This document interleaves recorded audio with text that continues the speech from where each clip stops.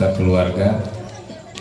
Masih dalam suasana perayaan Idul Adha. Baru berlalu hari pertama, yaitu Yaumun Nahri, hari penyembelihan, dan akan menyusul 3 hari yang akan datang disebut dengan Ayyamut Tasyrik, hari-hari. Kalau tadi hari rayanya, nanti hari disusul hari penyembelihan, yaitu 3 hari. Maka jamaah sekalian, mari kita amalkan ajaran Nabi kita Muhammad SAW yang merupakan amaliyah, 2 amalan besar pada saat datangnya Idul Kurban. Satu diantaranya, yang pertama tentu adalah syariat untuk menyembelih hewan kurban. Yang kedua adalah bertakbir. Jadi takbir itu juga merupakan amalan yang harus atau kita ikuti bersama sebagai tuntunan dari Nabi kita. Lalu takbir itu dibagi 2. Yang pertama takbir mursal, yang kedua takbir muayyad. Takbir mursal itu adalah takbir yang terus menerus tidak putus membacanya dan waktunya. Terdapat dalam Idul Adha dan Idul Fitri. Ini takbir terus nggak putus-putus, mic-nya terus bunyi. Namanya takbir mursal. Kalau di Idul Adha dia mulai startnya yaitu min subhi yaumi Arafah, dari waktu subuh hari Arafah, yaitu tanggal 9 Zulhijjah. Berarti kemarin hari Kamis yang pada puasa Arafah. Di pas subuhnya itu udah mulai pada takbir mestinya. Kalau kita belum banyak yang ngamalin, padahal mestinya di waktu subuhnya hari Arafah, berarti tanggal 9 Arafah itu udah pada takbir dari subuh, nggak putus-putus.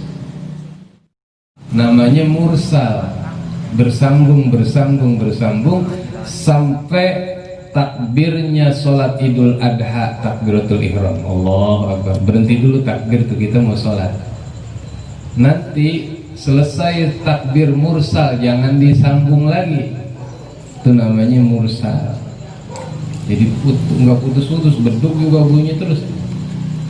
Sama Idul Fitri takbir mursalnya, cuman kalau Idul Fitri takbir mursalnya tak putus-putus mulai habis maghrib. Habis maghrib terus takbir, jangan putus-putus sampai pelaksanaan sholat Idul Fitri, baru berhenti kita sholat. Setelah Idul Fitri nggak ada lagi takbir, itu namanya takbir mursal. Nah, yang kedua takbir muqayyad. Takbir muqayyad adalah takbir yang tertentu waktunya. Maksudnya adalah takbir ini setelah sholat sunnah maupun wajib. Jadi nyambung nih, yang tadi mursal berhenti habis mulainya dari tanggal 9 Arafah subuh sampai sholat id, berhenti dulu, motong tuh Idul Adha, potong. Ntar habis zuhur takbir lagi dia, habis sholat zuhur takbir, habis sholat asar. Pokoknya setiap datang waktu sholat yang wajib 5 waktu disunahkan takbir. Di situ doang lempengannya, jangan sampai. Tadi terdengar tuh ada speaker yang masih takbir. Ini takbirnya kaset rusak namanya. Karena mestinya habis sholat doang. Ya boleh kita amalin sunnah, tapi pakai panduan. Kalau kata Pak Ahmadi pakai juk des atau juklak. Nah, jadi jangan kayak tadi tuh suara anak kecil, saya jalan masih kedengar Allahu Akbar. Lo udah jam 8 ini, 8 lewat. Padahal takbir yang muqayyad tadi adalah takbir yang disunahkan Nabi setiap selesai habis sholat wajib maupun sholat sunnah. Umpamanya abang sholat duha tuh, atau sholat awabin habis maghrib sampai dengan isya, tuh habis itu takbir masih sunnah dapat. Sampai kapan berhentinya? Sampai habis waktu sholat asar hari ketiga tasyrik. Berarti Sabtu, Minggu, Senin itu tasyrik. Nah, itu takbirnya ya. Ini kita pakai ini sebagai panduan kita mahabbah, cinta kita kepada Nabi, pakai yang namanya takbir muqayyad. Lalu yang tak kalah penting adalah syariat, himbauan, suruhan untuk menyelenggarakan penyembelihan hewan kurban. Syariat hewan kurban. Cuman hewan kurban ini kan kudu ngebeli, makanya yang disuruh adalah yang punya duit. Jangan ada kambing orang dicangcang main sabet aja gue mau korban. Al-amilu ala sodaqoh, kata Nabi, bil haqqi liwajhillah kal ghazi fi sabilillah hatta yarji'a ilal baiti. Kata Nabi, orang yang bekerja menyalurkan sedekah orang, sedekah kurban, dia jadi panitia yang masang spanduk, yang ngasih umpan apanya dari rumputnya, yang jatoin spesial, jatoin sapinya, yang ngesetnya, betul? Yang dapat dagingnya, yang nyebarin kupon, yang nyetak kupon, ini semua mendapatkan pahala karena ada hadis Nabi. Bahkan pahalanya itu luar biasa di hadapan Allah. Kal ghazi fi sabilillah, itu seperti orang yang berangkat pergi ke Palestina perang. Waduh, seperti ya, bukan pergi beneran. Kalau beneran habis nih kita nggak pada ngaji, model perang mulu. Jadi pengganti perang, pahala perang itu ya tadi tuh. Tadi ada yang jadi panitia nggak? Nah, belum ya? Besok ya? Besok di sana di bawah ada RT4. RT4. Ya, besok silakan. Bismillah, niatnya liwajhillah tadi ya. Niatnya karena Allah, besok datang ke rumah Bang Bodi. Bang Bodi, saya datang. Siapa yang nyuruh? Allah, begitu aja udah. Allah yang, karena kerjanya itu tidak lain adalah pertama bil haq, dengan sebenar-benarnya kerja. Kedua liwajillah, tujuannya karena Allah doang. Adapun dapat bungkusan dua belakangan. Yang penting karena Allah dulu. Hari tiga. Kalau tujuannya biar dapat, ya, biar dapat kulit, biar dapat pulang-pulang tentengan lah. Ntar karena tentengan tuh nggak perang yang begini. Yang perang karena Allah, karena Allah. Kedua bil haq, yaitu caranya benar. Hadis lain menyatakan, yaitu al-amilu idastu'amila akhaza bil haq wa a'ta bil haq. Siapa yang bantuin sedekah orang, dia turut rembuk untuk menjadi panitia penyalur, penyedia hewan, penyalur, panitia pembagi, yang nandingin dan sebagainya. Tapi akhaza bil haq wa a'ta bil haq. Caranya dengan cara mendapatkan hewan dengan cara baik, menyalurkan hewan dengan cara yang baik. Ada orang nitip sama panitia, tolong ini saya cuma ngasih duitnya, yang beli panitia.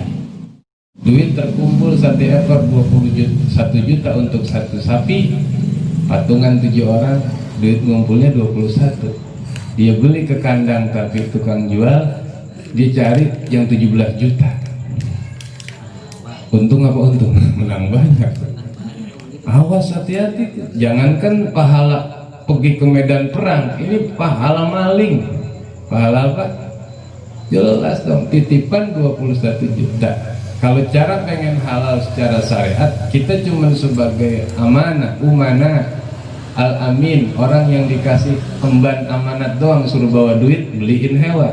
Caranya, bawa di 21 juta, ketemu sama tukang dagang, bilang, bang, kambing yang 21 juta, sapi yang 21 juta, mana dia? Begitu caranya. Jangan, bang, mana yang 21 juta? 21. Kira-kira 18 juta dapat kagak nih? Nah, kalau begitu, namanya bukan al-amin, al-khain, pengkhianat. Kalau amanat, bener caranya dibawa. Karena ini bukan soal dagang, soal amanat, gitu ya. al-khazin, al-muslima, al-amina alladhi yankulu ma umira bihi. Seseorang yang kata Nabi bahwasanya dia menjadi penjaga sedekah orang, kemudian dia al-amina, orangnya amanah, jadi nggak ada pengurangan, nggak dikurangi. Ya pesanan segitu dia beli segitu, duit segitu, dia cari hewan dia segitu, al-amin. Alladzi yankulu ma umira bihi, yang dapat amanat dari orang. Dia dapat amanat dari orang, fayu'tihi kamilan muwaffaran thayyibatan bihi nafsuh, kemudian dia salurin dengan sempurna. Kita kan petugas, nyalurin dengan sempurna. Caranya yang sempurna gimana? Panduannya Al-Quran, innama shadaqah lil fuqara wal masakin wal mu'allaq qulubuhum. Ada 8 golongan yang menerima sedekah. Satu diantaranya adalah fuqara, masakin, al-amilin. Panitia dapat. Kalau 8 golongan dibagi 8 namanya 1/8. Jadi bagian panitia 1/8. Bagian panitia berapa? 1/8. Kalau di persentase saya udah hitung, ulama udah ngitung sekitar 12,5%. 12,5% dari 100 bagian. Kita bagi 100, ntar ambil 12,5%-nya itu bagian panitia. Kumpulin daging, pisahin bagian panitia, 12,5% itu bagian panitia. Selebihnya bagian untuk sedekah, bagian untuk yang berkorban. Yang berkorban dapat bagian tuh. Bisa 1/3, bisa juga dia ngambil luqomah, cuman 3 rauk, cuman 3 apa namanya? 3 tangkap ya. 3, atau luqmah 1, atau dia ngambil kabid, dia ngambil hatinya, atau dia setengah dari hewan korban yang masih boleh dia ambil. Cuman kata panitia, sekalian aja lu bawa semua bang, numpang motong doang. Lah motong, tapi ulama menyatakan masih boleh diambil setengah, setengahnya ditinggal bagi-bagi buat sedekah, setengahnya lagi saya bawa pulang, masih boleh. Cuman dalam hati saya mendingan lu numpang motong aja di sini, lu bawa semua. Lah kalau sapi gede, kalau kambing, sapi dibagi separuh masih banyak sisanya. Lah kambing separuh, ya kan? Tapi itu masih boleh. Yang tidak boleh adalah mengurangi. Makanya di situ panitia harus jeli sesuai dengan juklatnya, sesuai dengan petunjuknya. Nabi bilang kamilan muwaffaran thayyibatan bihi nafsuh fayutihi ila ma umira bihi ahadus sadiqin ahadul mutasaddiqin. Jadi orang yang menjadi panitia ngasih dengan cara yang sempurna. Perlu dijelasin, makanya kalau ngaji jadi enak. Kita ketemu nih yang benar bagaimana. Jangan kita beramal, beribadah tapi nggak ada panduannya, jadi sia-sia amal kita. Ada panitia ngambil nyomot daging buat masak, ntar makan bareng-bareng. Itu panitia. Bagaimana status dagingnya, halal apa kagak begitu? Nah maka kembali ke panduannya. Kalau pengen halal yang dimakan, maka bagi dulu bagian panitia 12,5% atau 1/8-nya. Bagian panitia sudah dapat 1/8 atau 12,5%, baru comot yang mau dimasak. Jangan kebo sapi baru dirubuhin, pahanya atau dipotong, dibawa panitia cacak masak tuh. Padahal ntar panitia pulang bawa teng-tengan.